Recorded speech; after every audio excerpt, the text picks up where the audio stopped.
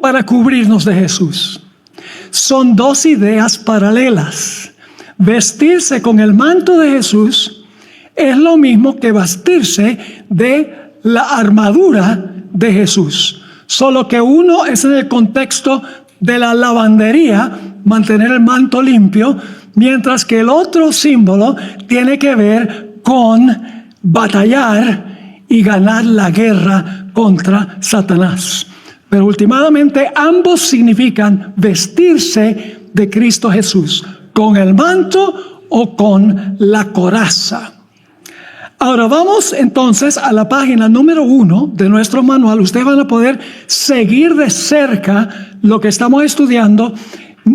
Podría haberlo proyectado en la pantalla, pero cuando yo lo proyecto en la pantalla, ustedes cuando se despierten mañana a la mañana no van a recordar nada de lo que vieron en la pantalla.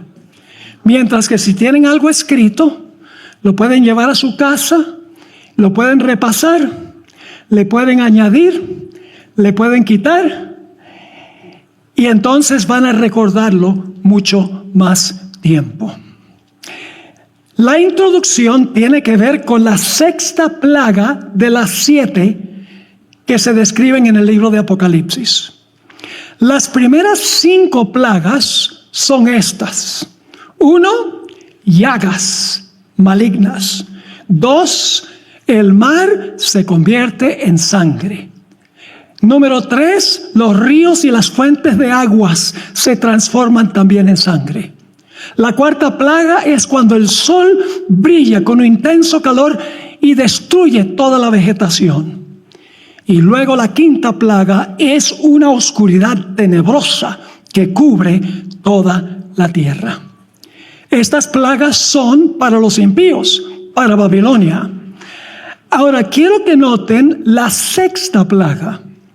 Vamos a hablar en nuestra presentación esta noche y mañana también de la sexta plaga. Apocalipsis 16, y vamos a leer el versículo 12, y ustedes notarán que yo he insertado en corchetes, algunos comentarios para ayudarles a entender mejor. Lo que está en corchetes no está en la Biblia, son mis explicaciones de los textos que estamos tratando. ¿Está claro ese punto? Ahora, vamos a leer empezando en el versículo 12 y estoy leyendo de la Reina Valera revisada. Dice así: el sexto ángel derramó su copa sobre el gran río Éufrates. Ahora, ese no es el río en Irak. En Apocalipsis estamos tratando símbolos. El Éufrates es el río hasta el sol de hoy de Babilonia.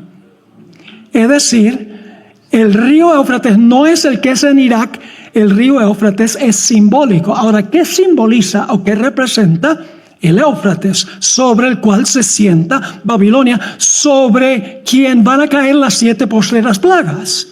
Dice, el sexto ángel derramó su copa sobre el gran río Éufrates y sus aguas, las aguas del Éufrates, ¿qué pasó con ellas? Se secaron. El Éufrates era el baluarte de la Babilonia antigua. Mientras el río fluía, no podía caer Babilonia. Pero cuando se secaron las aguas, Babilonia cayó en una noche. Ahora, las aguas representan, según lo que seguimos leyendo, el sexto ángel derramó su copa sobre el gran río Éufrates y sus aguas se secaron. ¿Y qué son las aguas? En un momento vamos a ver qué son las aguas. Se secaron para que estuviese preparado el camino a los reyes del oriente. Las aguas se secan para preparar el camino para los reyes que vienen del oriente. Ahora, ¿qué representan las aguas? Ustedes saben qué representan las aguas del Éufrates, sobre el cual se sienta Babilonia. Apocalipsis 17:15, las aguas que has visto son muchedumbres, naciones, lenguas y pueblos. Es decir, mientras los pueblos y las muchedumbres apoyan a Babilonia le va bien. Pero cuando las muchedumbres le quitan su apoyo, las aguas se secan y Babilonia cae. ¿Está claro esto?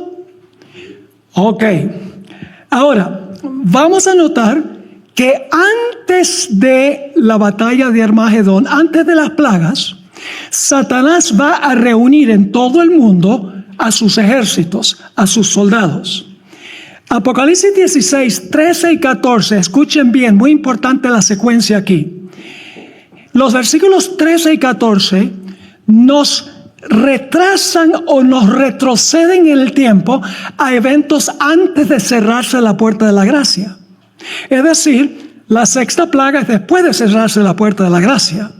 Pero los versículos 13 y 14 nos retroceden al tiempo cuando Satanás reunió a sus ejércitos y Dios reunió los ejércitos de él. Así que los versículos 13 y 14 no están en orden con el versículo 12. Ocurren antes de que caiga la sexta plaga, antes de cerrarse la puerta de la gracia. Noten lo que dice Apocalipsis 16 y el versículo 13 y el versículo 14. Y vi salir de la boca del dragón, es símbolo de los poderes civiles del mundo, y de la boca de la bestia. ¿Quién es la bestia? El poder papal. Muy bien. Y de la boca del falso profeta. ¿Quién es el falso profeta? El protestantismo apóstata, que hace lo que la iglesia romana le dice. Y dice, salen de la boca del dragón, la bestia, el falso profeta, 3 espíritus inmundos a manera de ranas. Ahora, ¿qué es lo que sale de la boca? Lo que sale de la boca son palabras, enseñanzas. Es decir, las enseñanzas del dragón, la bestia y el falso profeta son representadas por, como dice aquí, sale de su boca 3 espíritus inmundos a manera de ranas. Es decir, el propósito de los 3 espíritus inmundos que salen de la boca de los 3 poderes finales, su propósito, vamos a ver, es reunir a todo el mundo a los ejércitos de Satanás. Ahora, ¿qué son espíritus inmundos? Según la Biblia, ¿qué eran los espíritus inmundos que echaba Jesús? Demonios, ángeles caídos, los ángeles de Satanás. Eso es importante, porque dice, ¿qué es lo que el dragón, la bestia y el falso profeta van a hacer cuando sale de su boca enseñanzas de demonios? ¿Cuál es el propósito? Sigue diciendo, salieron 3 espíritus inmundos a manera de ranas, pues son espíritus de demonios que hacen señales y van ¿a dónde? A los reyes de la tierra en todo el mundo. ¿Con qué propósito? Para reunirlos para la batalla. ¿Cuál batalla? ¿Cómo se llama la batalla?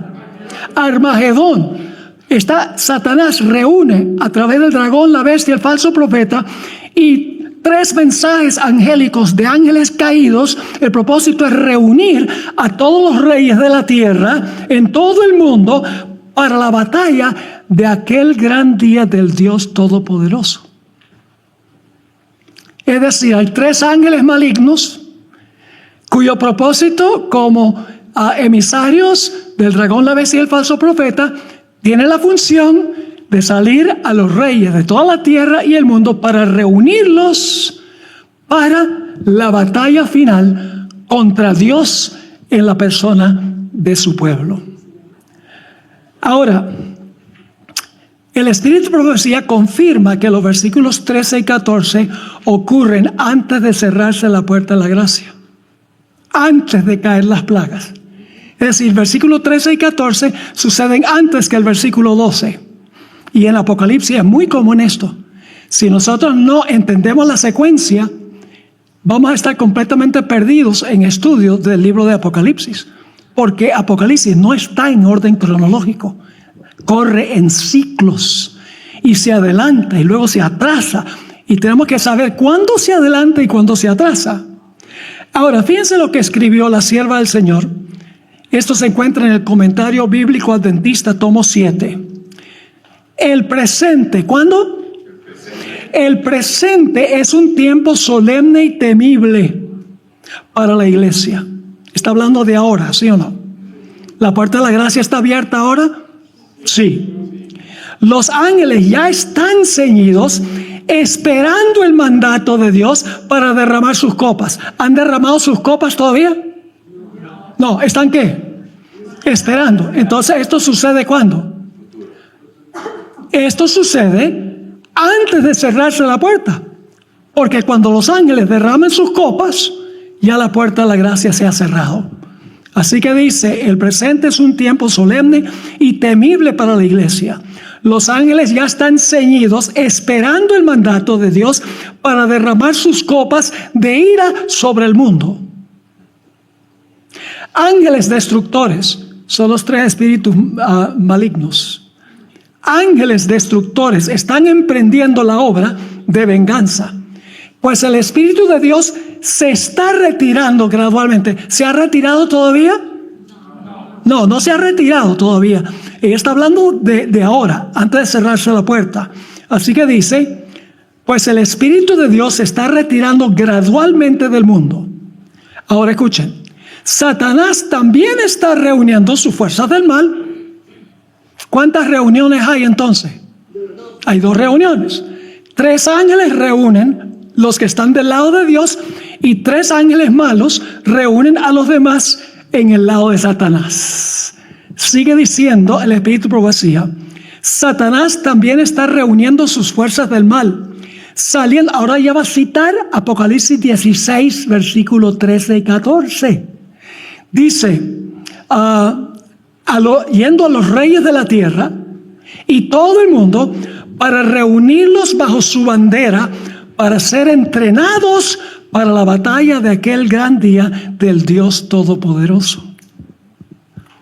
Entonces los versículos 13 y 14 se aplican a cuando, antes o después de cerrarse la puerta. Antes. ¿Y el versículo 12? ¿La 6ª plaga? Después. Ahora, miremos el versículo 15. Ya hemos visto el versículo 12, 13 y 14, las 2 reuniones. Ahora vamos a mirar el versículo 15. Mientras los 3 ángeles malignos están reuniendo a los impíos durante el tiempo de gracia, Jesús le advierte a su pueblo que haga ¿qué cosa? Que guarde sus vestiduras. Ya lo vamos a leer. Para que no se reúnan en el lado equivocado para la batalla final. ¿Qué tiene que hacer el pueblo de Dios para no caer en el lado equivocado? Tiene que guardar ¿qué? Tiene que guardar sus vestiduras. No recibir sus vestiduras. Guardar las que recibió. Mantenerlas limpias. Sigue diciendo las versiones en inglés. En español no conseguí ninguna, pero en inglés hay varias. El English Standard Version, New American Standard Bible, New English Translation, Revised Standard Version, colocan este versículo en paréntesis. El versículo 15 es un comentario parentético que rompe el desarrollo de los versículos anteriores y del versículo subsiguiente.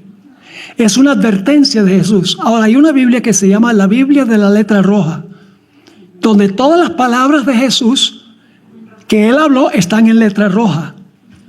¿Saben que la última vez que Jesús habla en Apocalipsis, según la Biblia de letra roja, es Apocalipsis 22 y el versículo 7?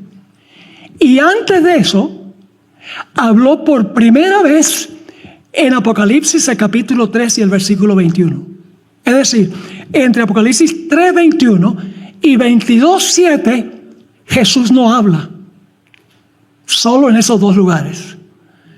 Yo pregunto entonces, ¿creen ustedes que esto debe ser una declaración importante?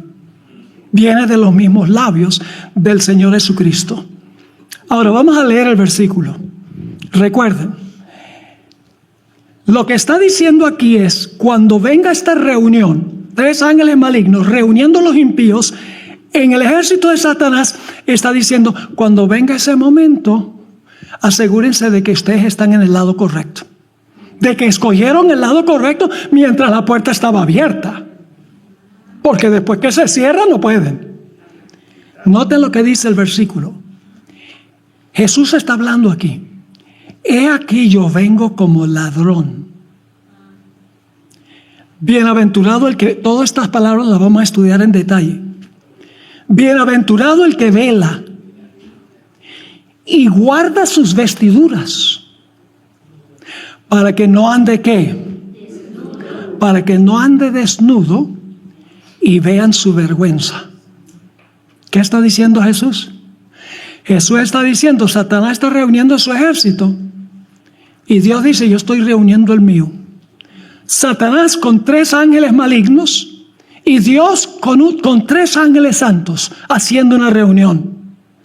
Asegúrate de que estés en el lado correcto en esa reunión. Pero para estar en el lado correcto, tienes que guardar tus vestiduras, tienes que velar, porque el Señor Jesucristo viene como ladrón.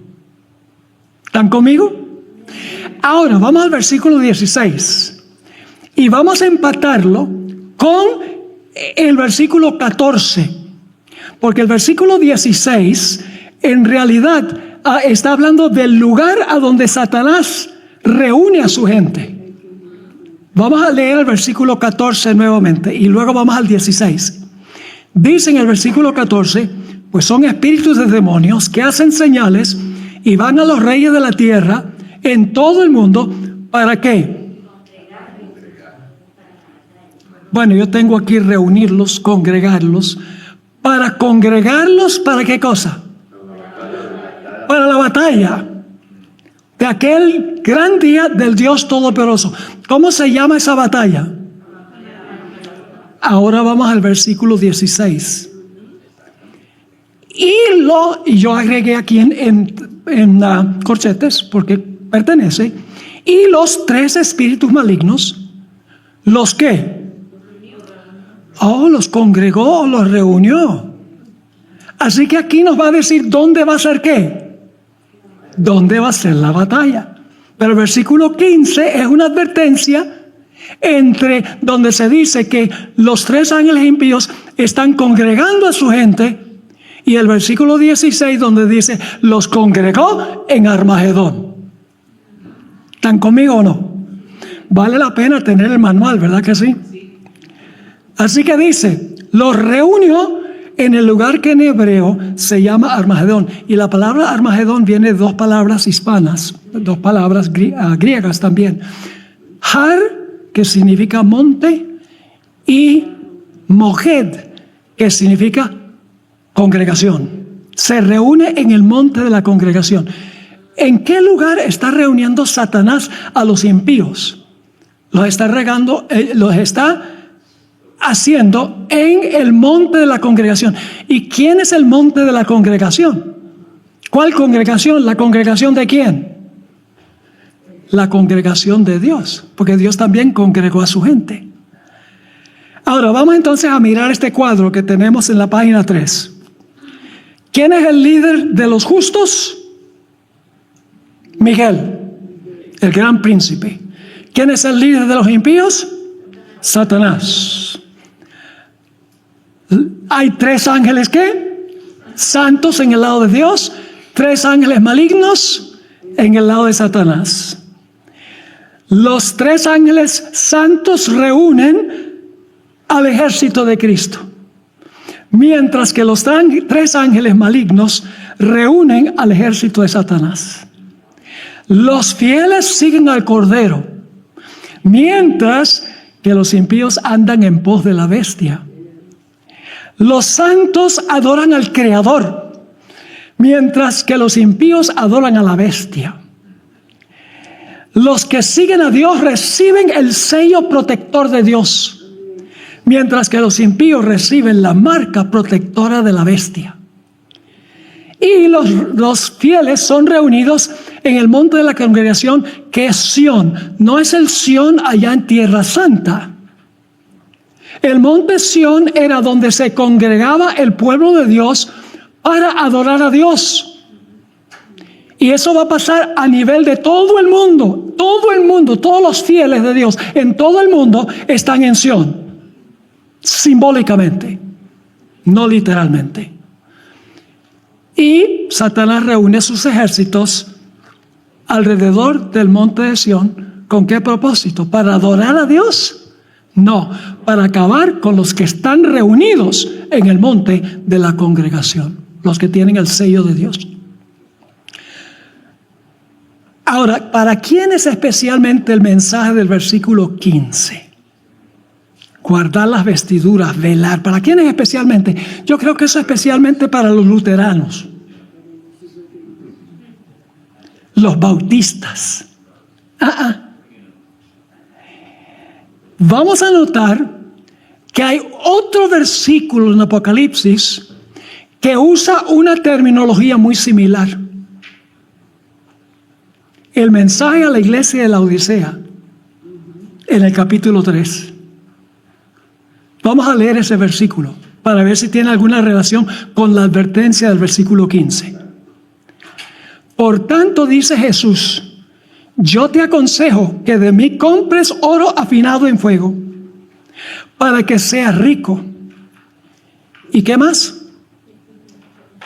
Y vestiduras blancas. ¿Para qué? ¿El 16:15 tiene vestiduras blancas? Sí. Así que dice, vestiduras blancas para vestirte y que no se descubra la vergüenza. ¿Eso está también en el 16:15? Ajá. No se descubra la vergüenza de tu desnudez. Y unge tus ojos con colirio para que veas. ¿A cuál iglesia le está advirtiendo a Jesús que guarde sus vestiduras para que no ande desnudo y vean su vergüenza? La Odisea. Y la Odisea son los testigos de Jehová. ¿Quién es la Odisea? No lo digo con orgullo. La Odisea se aplica a todo el mundo cristiano. Pero la sierva de Dios dice que se aplica especialmente a los adventistas del séptimo día. Fíjense esta cita de la hermana White. Los que están en peligro de hallarse desnudos son los adventistas. Eso es solemne y preocupante. Fíjense lo que dice en Mensajes Selectos, tomo 2. El mensaje a los laodicenses es aplicable a los adventistas del séptimo día que han recibido gran luz y no han andado en la luz. Escuchen bien, cuando la Biblia usa la palabra andar o caminar, simbólicamente tiene que ver con nuestra conducta. El que dice estar en Cristo debe andar como Él anduvo. Su conducta debe ser la conducta de Jesús. Y es interesante que en Apocalipsis 16:15, para que no ande desnudo, ¿será que hay algo que ver aquí con la conducta? Sigue diciendo, son aquellos que han hecho una gran profesión, pero no han seguido paso a paso con su líder, los que serán vomitados de su boca al menos que se arrepientan. Vomitar de la boca es lo mismo que zarandear. Son dos formas de describir el mismo evento. Cristo dice, si no te arrepientes, te voy a vomitar. Es decir, te voy a zarandear. Entonces, ¿qué es lo que va a causar el zarandeo? ¿Quiénes son los que van a sufrir el zarandeo? Los adventistas del séptimo día. Así que esto que estamos haciendo aquí este fin de semana es muy importante, porque no es para los de afuera primordialmente, aunque para ellos también. La hermana White dice que en sentido general todo el mundo cristiano va a estar en una condición laodicense, menos el remanente. Pero dice que especialmente la iglesia adventista. Ahora vamos a leer la siguiente cita de la hermana White, Testimonios para la Iglesia, tomo 1, a donde ella dice que el mensaje a la iglesia de la Odisea es lo que va a causar el zarandeo. Y recuerden que el mensaje a la Odisea dice, guarda tus vestiduras para que no andes desnudo y vean tu vergüenza. Dice así, la hermana White está en visión y le habla a su ángel. Preguntó el significado del zarandeo que había visto. Y se me mostró que sería causado por el testimonio directo que demanda el consejo del testigo fiel a los laodicenses. Esto tendrá su efecto. sobre el corazón del que lo reciba, y lo llevará a levantar en alto el estándar y proclamar la verdad directa. Algunos no soportarán este testimonio directo, es decir, no van a soportar el mensaje a la iglesia de la Odisea. Se levantarán contra él, y esto causará un zarandeo entre el pueblo de Dios. Esto es muy importante lo que estamos estudiando. ¿Necesitas una aplicación de streaming centrada en la fe y al alcance de tu mano? Conoce la aplicación de Zoom TV. Imagina esto: cada serie de teología que hemos producido en el canal y que tanto te gusta, lista para ser vista en cualquier momento y en cualquier lugar. La aplicación de Zoom TV no es solo otra aplicación de streaming, es tu compañera digital para descubrir verdades bíblicas asombrosas. Descarga la aplicación de Zoom TV hoy mismo. Décadas de estudio e investigación al alcance de tu mano.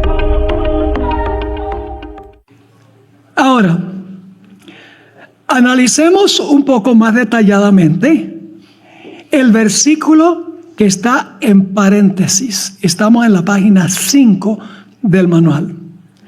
Recordamos que Apocalipsis 16 y el versículo 15 es una declaración entre paréntesis que interrumpe el desarrollo de los eventos entre los versículos 14 y 16. El versículo 15 le está advirtiendo a aquellos que profesan ser cristianos que se acerca el tiempo cuando Babilonia va a recibir las plagas y que deben colocarse del lado correcto antes que esto suceda.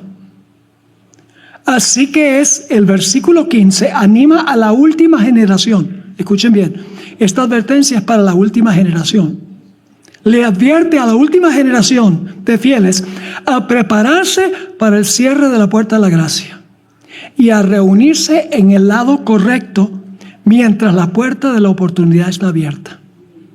Esta advertencia especialmente al tiempo cuando se derrame la lluvia tardía y se proclame el fuerte pregón. ¿Han oído hablar de la lluvia tardía, el fuerte pregón? Este versículo 16-15 se aplica a ese tiempo. Y usted dice, ¿cómo sabemos que se aplica a ese tiempo? Dos razones. Número uno, la advertencia de Jesús viene, escuchen esto, la advertencia de Jesús aparece en el contexto de la obra del dragón, la bestia y el falso profeta que intentarán acabar con el remanente. ¿Eso es verdad o no? Lo leímos en el versículo 13.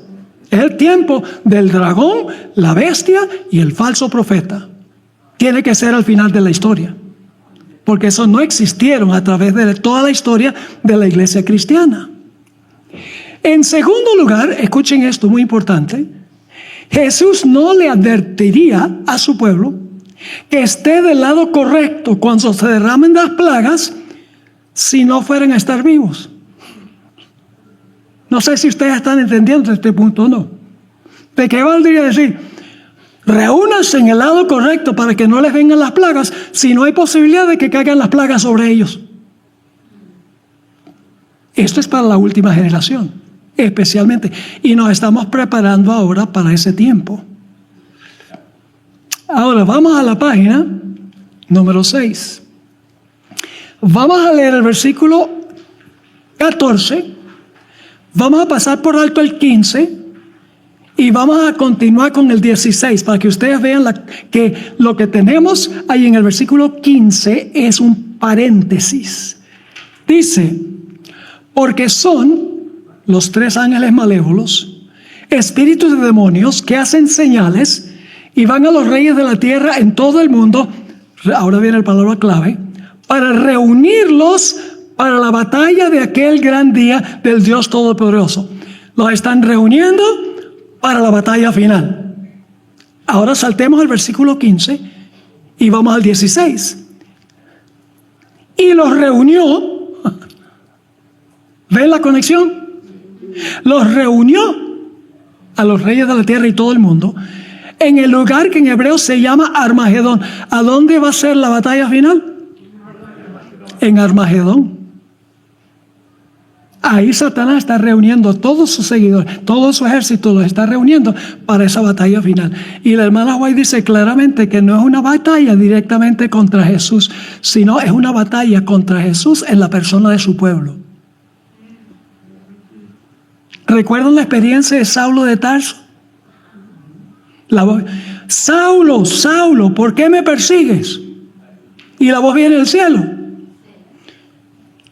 Y Pablo está pensando, bueno, pero si yo voy a Damasco, ¿esa voz de dónde viene? Y entonces él dice, dime quién eres para que yo sepa a quién estoy persiguiendo. Dice, yo soy Jesús a quien tú persigues. Pero Saulo no estaba persiguiendo directamente a Jesús. Estaba peleando contra el pueblo de Jesús, y al pelear contra el pueblo estaba peleando contra Jesús. Esa es la batalla de Armagedón. No crean que la batalla de Armagedón, Cristo viene con sus ángeles y los impíos les están disparando armas nucleares. No. Es una batalla contra los que están reunidos en el monte de la congregación, contra los fieles de Dios. ¿Está claro este pasaje? ¿Sí? ¿Hay alguien allá afuera? Esto es crucial para todo lo demás que vamos a estudiar. Ahora vamos a mirar más detenidamente los elementos del versículo 15. Los componentes, podríamos decir, del versículo 15. Vamos a leerlo de nuevo. He aquí yo vengo. Tenemos que ver a qué venida se refiere eso.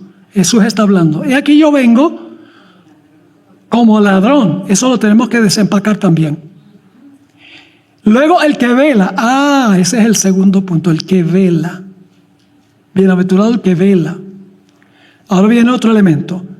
Y guarda. Tenemos que ver qué significa guardar. ¿Guardar qué? Sus vestiduras. ¿Para que no ande qué? Tenemos que ver qué significa andar desnudo. Y vean su vergüenza. ¿Qué significa eso? Vean su vergüenza. Vamos a estudiar cada una de estas frases y conceptos individualmente. Hablemos primero de la venida de Jesús como ladrón. Dice, he aquí yo vengo. Guarda tus vestiduras, manténlas blancas. No está hablando de cuando recibimos la vestidura, porque recibimos la vestidura cuando recibimos a Cristo, que nos cubrió con su vestidura. Lo que está diciendo el texto es que hay que mantener esa vestidura blanca. Eso es lo que significa guardar. Hablemos de la venida como ladrón. La mejor manera de entender esto es recurriendo a Mateo 24. Es el texto que mejor lo explica. La venida de Jesús como ladrón no es su segunda venida. Es cuando se cierra la puerta de la gracia. Esa es la venida del ladrón. Vamos a leer Mateo 24, 37 al 39. Y quiero que noten que hay dos puntos de tiempo claves en estos versículos. Jesús está comparando lo que pasó en el diluvio con lo que va a pasar en el futuro, en conexión con su venida. Dice así, mas como en los días de Noé, así será. ¿Ven la comparación? Lo que pasó en los días de Noé, lo que va a pasar. Mas como en los días de Noé, así será la venida del Hijo del Hombre. Porque como en los días, ¿cuándo? No en el diluvio, como en los días antes del diluvio. ¿Todavía la puerta estaba abierta antes del diluvio? ¿La puerta estaba abierta? Sí. Estaban comiendo y bebiendo, casándose y dando en casamiento. Eso significa que estaban llevando adelante su vida rutinaria. La vida común y corriente. Hasta el día en que Noé, ¿qué? El primer punto de tiempo. Cuando Noé entró en el arca. Y luego dice, y no entendieron. ¿Quiénes no entendieron? ¿Los salvos o los perdidos? Los perdidos no entendieron algo. No entendieron hasta que vino ¿qué? Y se los llevó a todos. así será también la venida del Hijo del Hombre. Yo pregunto, ¿cuándo se perdieron los impíos antes del diluvio? ¿Cuando se cerró la puerta o cuando comenzó a llover? Cuando se cerró la puerta. Los salvos estaban seguros adentro, no se podían perder. Y los que estaban afuera no se podían salvar cuando la puerta se cerró. Pero el problema es que la gente de afuera estaba durmiendo. El antónimo de dormir es estar despierto, viendo lo que está pasando en el mundo y colocándose en el lado correcto en el gran conflicto. Así que dice, no conocieron, los impíos no conocieron hasta cuándo.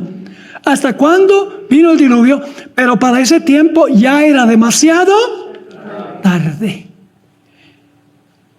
Yo pregunto, ¿va a haber un tiempo de angustia para el pueblo de Dios?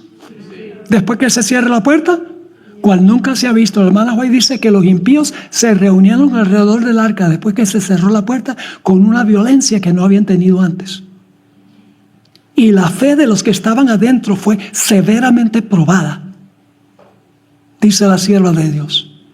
Imagínense, pasa un día, nada, 2 días, 3 días, 4 días, 5, 6, 7 días, porque empezó a llover temprano, el 8º día, y nada. ¿Creen que la fe de Noé y su familia fue severamente probada? Y los impíos afuera, cada día más altaneros. Los de afuera no sabían que su puerta se había cerrado y ya no se podían salvar. Eso fue lo que no conocieron. Así será también que la venida del Hijo del Hombre.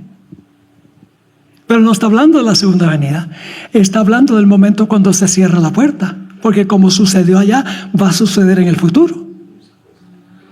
Ahora quiero leerles un pasaje de Marcos 13, estamos en la página 8, Marcos 13 y los versículos 33 al 37. Muchos de estos textos nosotros los hemos tratado mal. Muchos de estos textos los hemos entendido mal, aún como adventistas. Dice allí, Jesús está hablando, mirad, y luego ¿qué dice? Velad, ¿y qué más?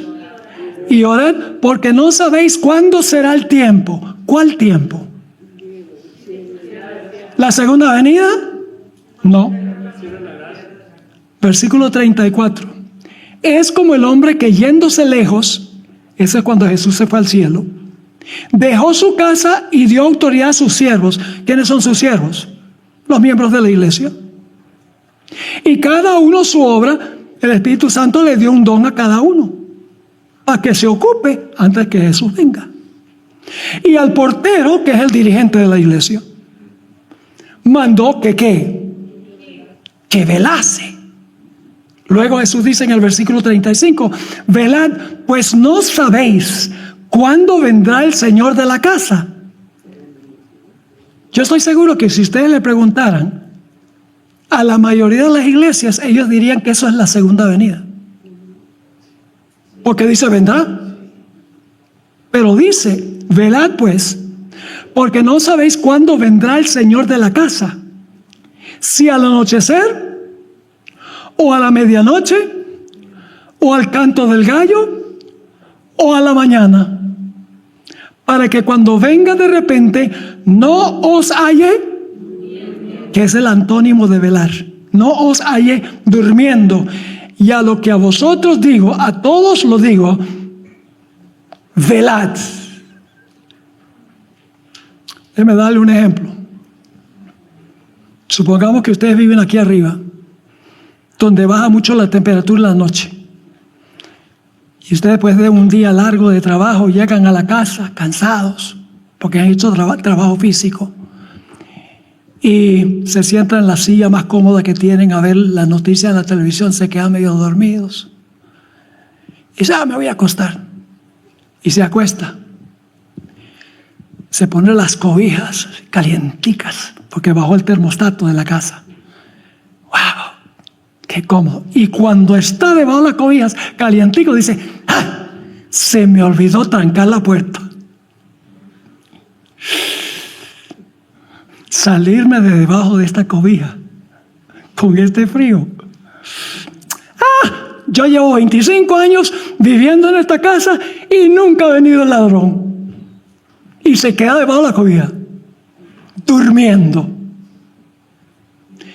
A que no adivinan qué sucede a la 1 de la mañana. Y llega el ladrón. ¿Y la gente de la casa está qué?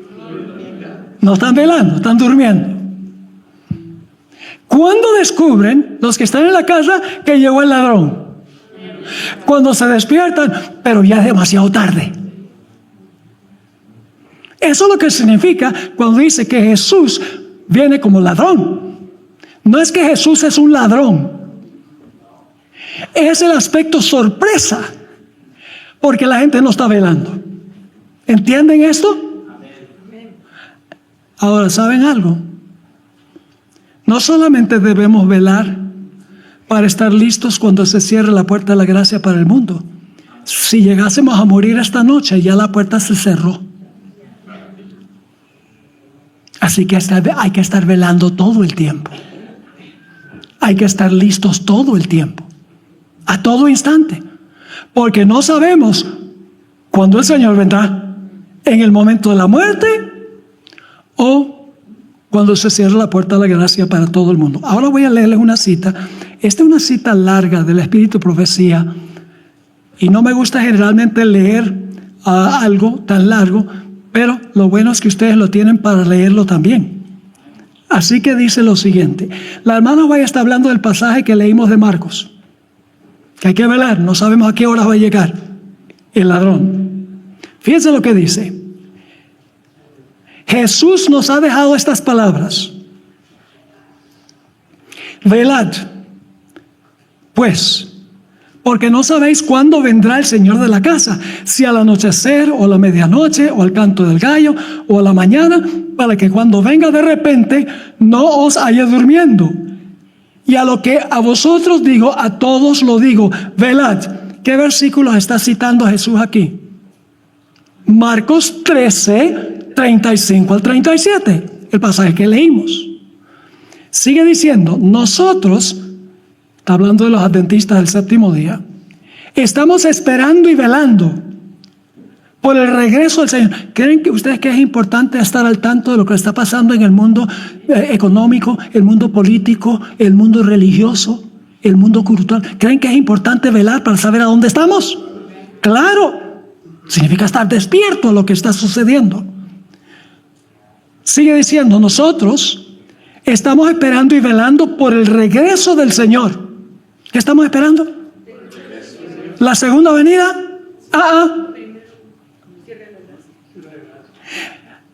Que ha de traer el amanecer, no sea que viniendo de repente nos haya dormidos. Y ahora voy a explicar. ¿A qué tiempo se refiere aquí? Sí, esa es la respuesta. No a la manifestación de Cristo en las nubes del cielo para hallar a un pueblo dormido.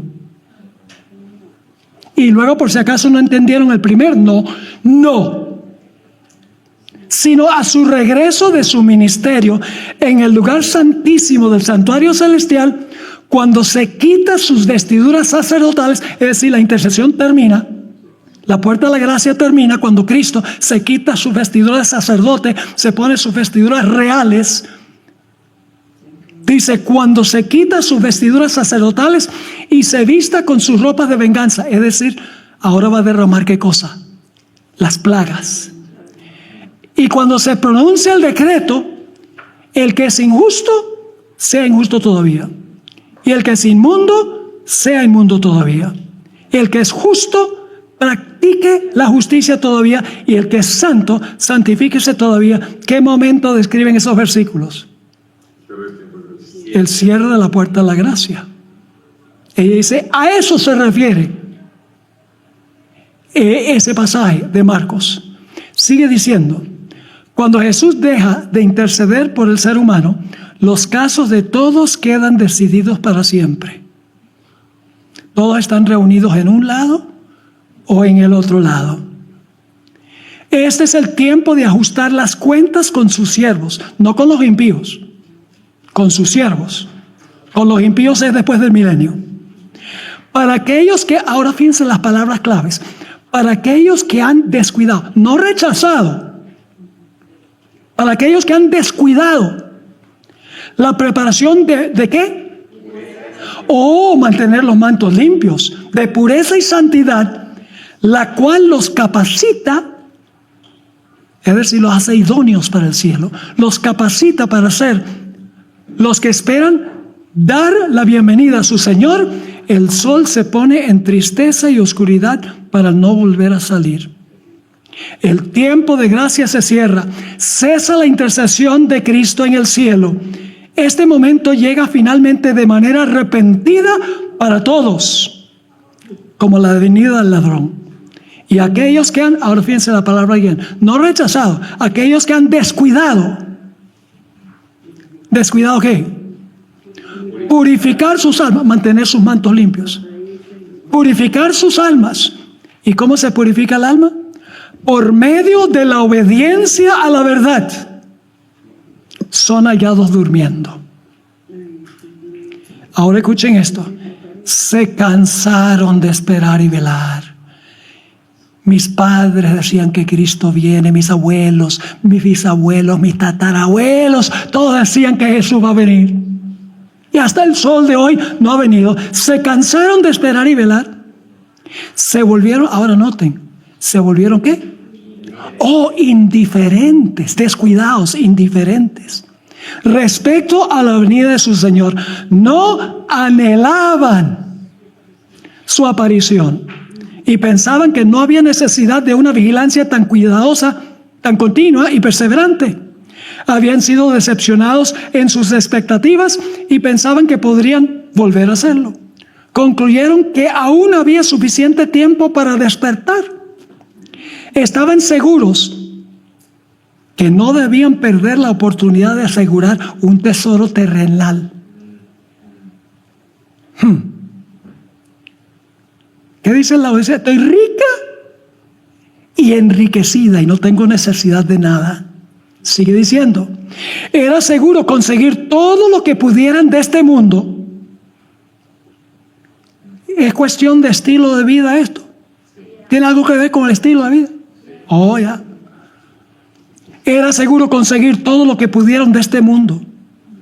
Y en la búsqueda de este objetivo, perdieron toda ¿qué?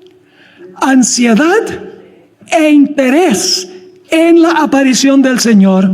Se volvieron indiferentes y descuidados, como si su venida aún estuviera lejano. Pero mientras su interés estaba enfocado en sus ganancias terrenales, la obra se cerró en el santuario celestial y no estaban preparados.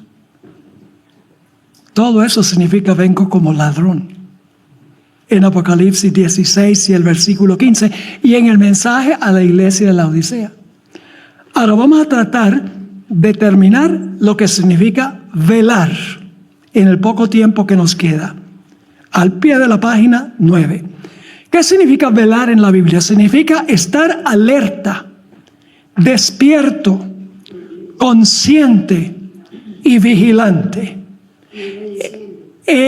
La palabra velar, el antónimo es dormir. Eso lo leímos en Marcos, el capítulo 13. Vamos a leer otro par de versículos. Mateo 24, 42 al 44. Jesús dice, velad pues, porque no sabéis a qué hora, nuevamente saben de qué está hablando aquí, a qué hora ha de venir vuestro Señor. Pero sabed esto, que si el padre de la familia supiese a qué hora el ladrón habría de venir, velaría y no dejaría minar su casa. Por tanto, también vosotros estad preparados, porque el Hijo del Hombre vendrá a la hora que no pensáis. Vendrá en su cierre de la gracia. Cuando se quite sus vestiduras sumos sacerdotales, se pongan las vestiduras de venganza, se cierra la puerta de la gracia, viene el tiempo de angustia y luego regresa por segunda vez.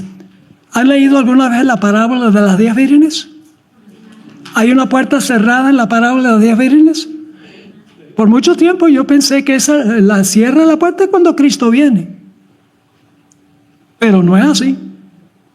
Vamos a leer Mateo 25:13. Velad pues, porque no sabéis el día ni la hora en que el Hijo del Hombre ha de venir. Está hablando del cierre de la puerta. ¿Saben cómo sabemos eso? Porque se cerró la puerta para la boda. Todos los invitados estaban adentro, ¿sí o no? Todos los invitados estaban adentro. Se cerró la puerta y las vírgenes fatuas todavía tenían tiempo de tratar de conseguir aceite. No fueron destruidas. Inmediatamente se cerró la puerta. Sino que tuvieron el deseo. Inclusive la hermana White dice en el capítulo sobre el tiempo de angustia que algunos impíos que reconocen que están perdidos le dicen a los salvos, por favor ayúdenos a saber cómo podemos prepararnos. Y la hermana White dice que los salvos no tienen nada para ellos. ¿Qué significa la boda? ¿Saben qué es la boda? Cuando termina el juicio investigador, yo pregunto, ¿ya se ha definido quién es un seguidor de Jesús? El propósito del juicio investigador es demostrar quiénes son de Él, quiénes están reunidos en su lado. Cuando se cierra la puerta, su reino está completo, porque ya ha demostrado quién pertenece a su reino. El Jesús recibir el reino y la boda son lo mismo. Dos formas de decir la misma cosa. Así que la boda es cuando se cierra la puerta de la gracia, Cristo recibe su reino porque se ha demostrado quién es súbdito de su reino y el Señor Jesucristo se casa con su pueblo. No sé si me están entendiendo. Fíjense esta cita de la hermana White, primero escrito 2:80. Cada caso había sido decidido para vida o muerte. Está hablando del cierre de gracia. Mientras Jesús había estado ministrando en el santuario, el juicio se llevaba a cabo para los justos muertos y luego para los justos vivos. Cristo había recibido su ¿qué? Porque el juicio había terminado. Ya se había demostrado quién es súbdito de su reino. Su reino son sus súbditos. Así que dice, Cristo había recibido su reino, habiendo hecho expiación por su pueblo y borrado sus pecados. El número de los súbditos de su reino estaba completo. Y ahora va a hablar de la boda. Se consumó el matrimonio del Cordero. Es decir, el recibir el reino, porque ya se ha demostrado quién es súbdito de su reino, es lo mismo de que Jesús casarse con los que ha sido demostrado que son su pueblo. Así que dice, se consumó el matrimonio del Cordero y el reino y la grandeza del reino bajo todo el cielo fue dado a Jesús y a los herederos de la salvación, y Jesús debía reinar como Rey de Reyes y Señor de Señores. El libro de Amós, último texto que voy a leer, 8, 11 y 12 describe la desesperación de los impíos cuando se cierra la puerta. He aquí vienen días, dice Jehová el Señor, en los cuales enviaré hambre a la tierra, no hambre de pan, ni sed de agua, sino de oír la palabra de Jehová. Cuando se cierra la puerta ya no sirve. E irán errantes de mar a mar, desde el norte hasta el oriente, andarán buscando palabra de Jehová y no la hallarán. Que Dios quiera que nosotros estemos en el lado correcto. Este versículo lo vamos a estudiar en las próximas 3 sesiones. Ojalá hayamos entendido esto, la importancia de consagrar nuestra vida y estar listos no para la segunda venida, sino para el cierre de la puerta de la gracia. ¿Sabías que existe un ministerio cuya misión es proclamar la verdad de Dios al mundo y el mensaje final de Dios?